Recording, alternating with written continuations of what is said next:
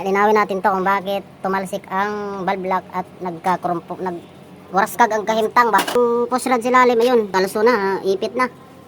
Naitalsik ang ang valve lock, tapos na damay-damay na ng mga tapos ang nakakabit ni Rhea na nakakabit ng mga valve bridge, walang paa.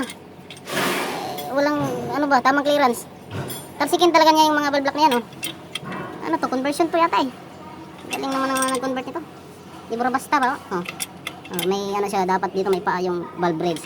Ang nakalagay, hindi original yata ito. Kung kita ka naman sa may-ari nito, wala nang space, oh. Dapat ang itutulak niya yung valve. Ito, yung tinutulak niya yung retainer. So ngayon, para kang nagtatanggal ng valve lock. Tinutulak mo yung retainer para matanggal yung valve lock.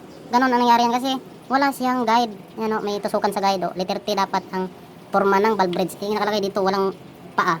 Hindi, ang ginagawa ng pag-andar ng makina, talsikan. Buti lang isa lang talsik. Nadamay pang injector. So ang nangyari nito, hindi original tong valve bridge na nakalagay. It's a nice try conversion.